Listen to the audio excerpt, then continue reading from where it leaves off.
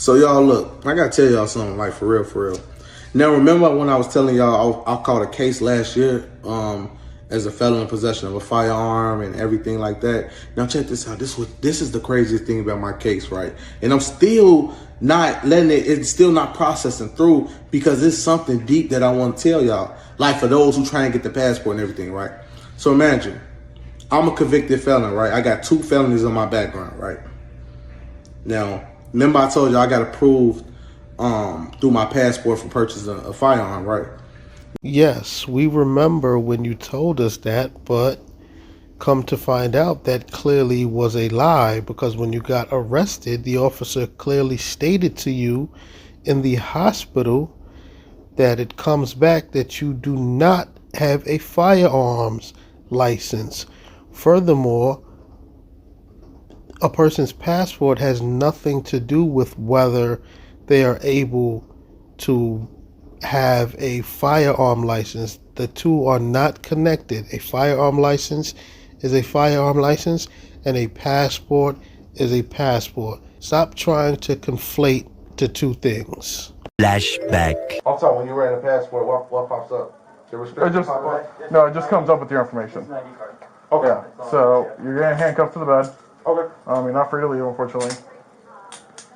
Like I said, the passport, you're the only person I've ever seen actually carry your card. Go ahead and put your arm down.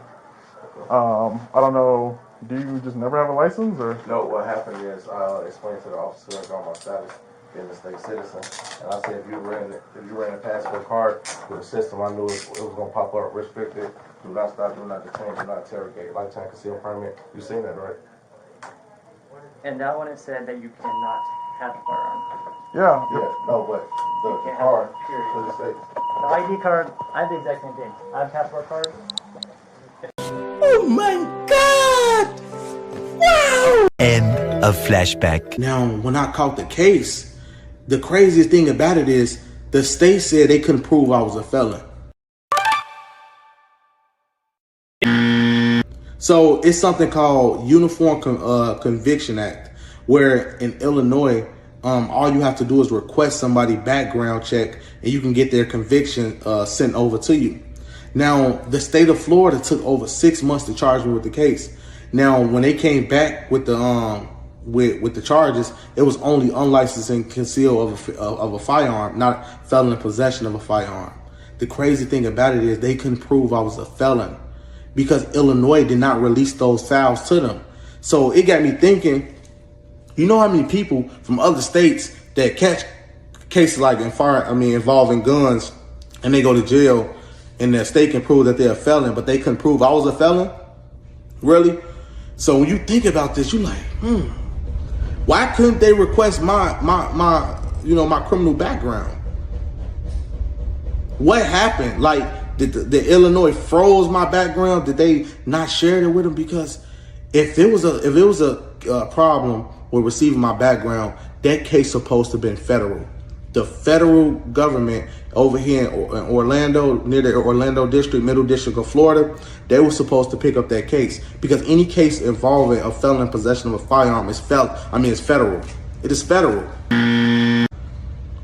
So now that got me thinking that if they can't pull your background up, it's a lot of things that we really don't know about this process, and it's serious.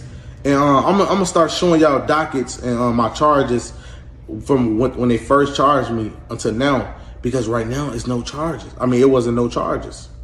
It was just unlawful carry of a concealed firearm. It wasn't possession of a firearm by a convicted felon. This the difference. If you was wanted to do a constitutional act to say you was lawfully carrying a firearm and you just didn't have a license, it was possible for acquittal. But I've seen a lot of people who had cases involving a felon in possession of a firearm and they all got found guilty. I don't know if it was by the grace of God. I don't know what it was, but that status change, that shit work. Like for real. And hit me up, people who felons and everything like that, and I can share my experience with y'all, but this shit's crazy. I'll give this guy a bit of credit. He is a hustler. He is trying to spin his clearly negative experience of getting locked up, even though he claims that he's on a do not detain list, even though he claims to have a lifetime concealed carry firearms license, even though he got arrested for a firearm. So if you had a lifetime concealed carry firearm license, why did you get arrested for a firearm that the officers found on you when you had your accident? And now you want to come back with this damage control and try to act like they dropped the felony possession of a firearm, and now that's your way in to say, hey, look, they couldn't prove that I was a felon, so that means something that I'm doing here is right. So you know what? Felons out there, contact me, and I'll, for a fee, of course, and I'll show you how to do whatever it is that I do. Like, come on, man. At this point, anybody that falls for this guy's scamming, you're just an absolute fool. This man done preached all of this. I'm on a do not detain list. I have a lifetime carry and concealed firearm license, and all of that was proven to be a crock of doo-doo when he gets arrested, and it's on the officer's body cam. He asked them what information was pulled up when they ran his passport, and they said, hey, dude, the only thing that pulled up was your information.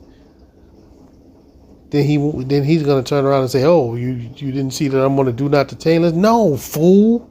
You're not on a do not detain list. And a do not detain list is not a good thing, you idiot. If you're on a do not detain list, then you have big things to worry about. You can't just voluntarily put yourself on a do not detain list. I can't believe this man is this idiotic, and I also can't believe that there's people actually stupider than him that will actually consult with this man and pay him for his shitty advice. This man is a complete fool, and he's a scammer. He's a con artist. Stay away from him. Do not pay no money to consult with this idiot.